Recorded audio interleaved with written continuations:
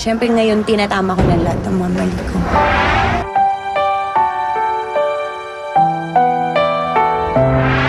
Ginang Ocampo na ngayon ang 2005 Binibining Pilipinas World Title Holder na si Carlene Aguilar. Unang lumabas sa kolod ng Star Talk host na si Ricky Lo sa Philippine Star. Ang balitang ikinasal na si Carlene sa kanyang boyfriend na si Yo Ocampo. Totoo siya. Hindi ko siya dinenay. Hindi ko lang din sinabi publicly kasi syempre private person lang si Yo and gusto niya mas tahimik. Bakit ba? Siguro nagmamadali na siya. Makasalan ako kasi ewan ko. Hindi, dahil siguro nagmamahalan kami, ganun. Tapos dun din naman pupunta. And bakit pa papatagalin? Ayon kay Carlene, sa biro unang dinaan ni Yo ang kanyang marriage proposal. Actually, parang joke lang, ganun. Tapos parang sabi niya pa nga, bakit daw pinagtawanan ko siya. Kasi sabi ko, seryoso ka? Yun lang yung sinabi ko. Kasi parang wala talaga sa isip ko yun. And hindi ko din alam na itatanong niya sa akin soon. Ikinasal sina Yo at Carlene sa isang simpleng civil rights sa Quezon City Hall noong June 20 ng nakaraang taon. Pawang malalapit na kaibigan lang daw ng dalawa ang naging saksi ng kanilang pag-iisang dibdib. Sobrang close friends lang, hindi mga celebrities, kanyan. Parang witness lang. Kasi gusto niya simple lang din. And yung church wedding, gusto niya sobrang grande. So pinaghahandaan pa yun. Tapos si Calix, meron ng buong family na matatawag, ganyan. Kahit biglaan ang kanilang pagpapakasal, sinigurado naman daw ng dalawa na kunin ang permiso ng kanilang mga magulang.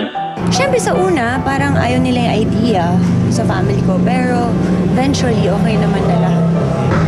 Initial reaction nila, siyempre panganay ako tapos babae pa. Ayaw nila mag-let go. Maging kay Dennis Trillo, na ama ng kanyang anak na si Calix, ay nagsabi rin daw si Carlene.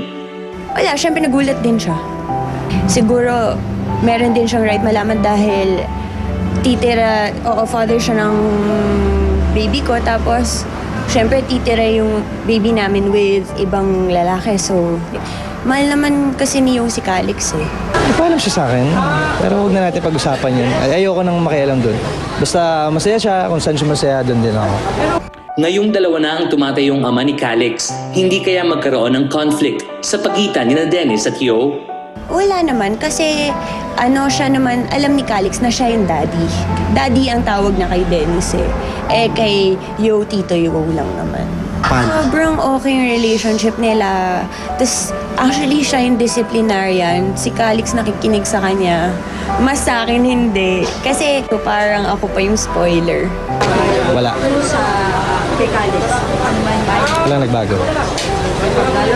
Wala. At hindi dahilan yun para magbago sa relasyon ko sa anak ko.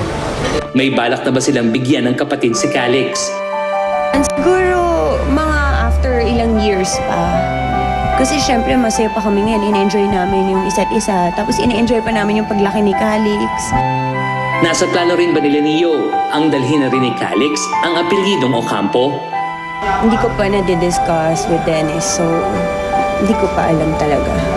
Syempre, pangit naman din yung iba yung apelido sa ibang mga kapatid if ever magkaroon ng kapatid. Ay, hindi ganun. Anak ko yun eh. So, hindi. Huwag na lang natin yun pag-usapan kasi hindi maganda pinag-uusapan yun. Kumbaga sa iba? Oo. Tsaka, anak ko yun, period. Samantala, marami daw ang nagbago kay Carlene ngayong isa na siyang Mrs. Ocampo.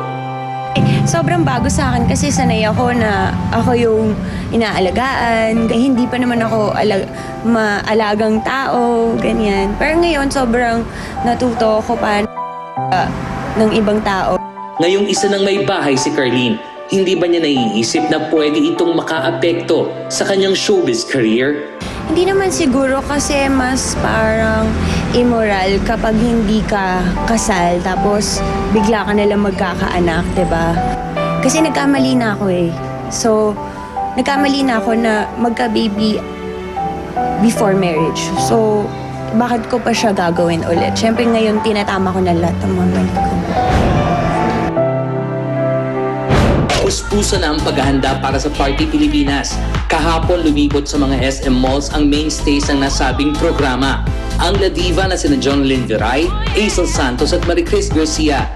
Personal na ipinaabot ang party invitation nila sa mga kapuso sa SM North EDSA. Nakatakda ring mag-perform sa Party Pilipinas ang boy band ng U-Kiss na binubuo ng 7 Korean heartthrobs.